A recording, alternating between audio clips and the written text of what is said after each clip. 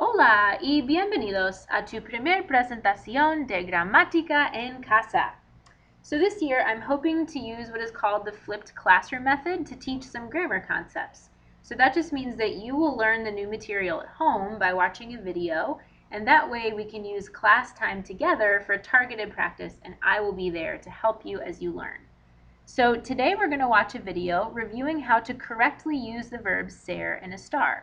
First, make sure that you have your guided notes in front of you as well as a pencil and a pen to make corrections to your answers.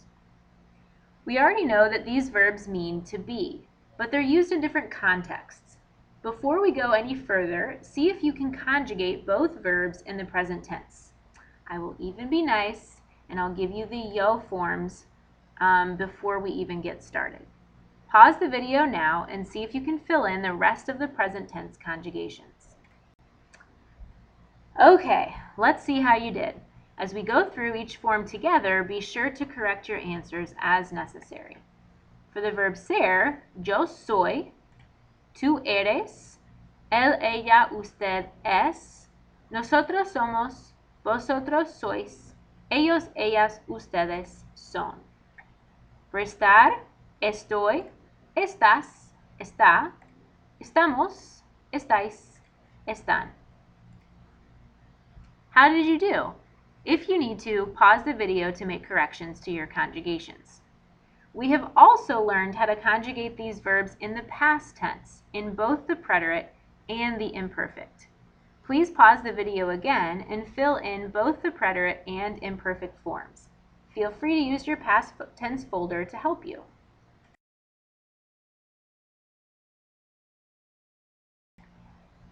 Okay, let's see how you did.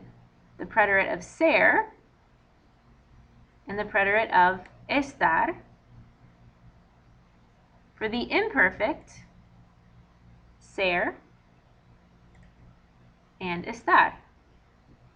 Once again, feel free to pause the video to correct your answer. How to conjugate both verbs in all three tenses. We need to talk about how to choose which verb to use in a specific context. Let's start with ser. This is not a hard and fast rule, but ser is generally used when discussing things that are more permanent. If you want to tell your girlfriend that she's beautiful, be sure to use ser so that she knows you mean she's beautiful all the time, not just today. So here are 5 contexts that require ser. First of all, you use ser to identify people and things. So for example, if you want to tell someone who your mother is, you would say, ella es mi madre. Also, you use ser to say where people are from. So if you're telling someone that you are from Puerto Rico, you would say, yo soy de Puerto Rico. You also use ser to describe what someone or something is like. So for example, when you're saying what you used to be like as a child, you say, yo era callada. You also use ser to give the day, date, and time. If I want to tell you that the time is currently 2:30, I say son las 2:30. If I'm telling you what time it was yesterday when I did my homework, I would say eran las 7. Finally, you use ser to discuss the location of events. If I want to say the party that I went to last night was at my friend's house, I would say la fiesta fue en la casa de mi amigo. Now let's see if you can put it into practice on your own. Pause the video and fill in the blanks with the correct form of ser. Keep in mind that you will have to choose between conjugating ser in the present, preterite, or imperfect tenses, so read through the entire sentence first before deciding on your answer. Pause the video now. How'd you do? Let's take a look. Don't forget to make corrections in pen as we go through each one. 1. Margarita, tú eres mi mejor amiga. In this sentence, you are identifying someone and we're using the present tense.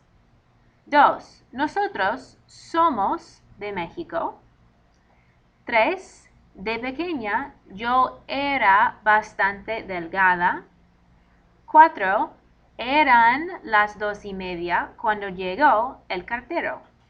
For numbers 3 and 4, you'll notice that there were clues in the sentence that told you which tense you needed to choose. For number 3, de pequeña means as a child, so you knew you needed the imperfect tense. For number 4, the second verb in the sentence, llegó, is in the preterite, letting you know you're telling a story about something that happened before. Now it's time to challenge yourself.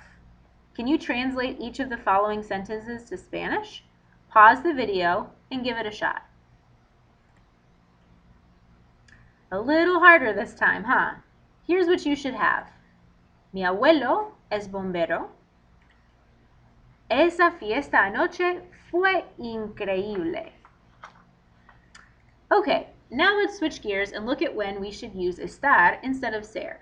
Again, this is just a generalization, but we will normally use estar when we are talking about more temporary things. This should say estar. So if you want to tell your girlfriend that she looks pretty today in her new outfit, then you would use estar to limit the compliment and make it temporary. Just be sure to follow it up with a sentence using ser to tell her that she always looks beautiful no matter what she's wearing. Here are 4 specific contexts that require estar. First of all, to say where someone or something is. If I want to tell you that my brother is in the bathroom, I would say mi hermano está en el baño. You also use estar to ask and say how people are doing. You ask this question all the time. When you walk in the room and I say, ¿Cómo estás?, I want to know how you're doing today. You also use estar to comment on how food tastes at a particular moment, or used with the present participle, ando, yendo, to form the present or past progressive. So for example, if I want to tell you we are eating lunch now, I would say, estamos comiendo almuerzo ahora. Remember our helpful rhyme. For how you feel and where you are, always use the verb estar. All right, let's see how you do. Pause the video and fill in the blanks with the correct forms of estar. Again, keep in mind that you will have to choose between conjugating estar in the present, preterite, or imperfect tenses. So read through the entire sentence first before deciding on your answer. How did you do? Let's take a look and make corrections as we go through each one.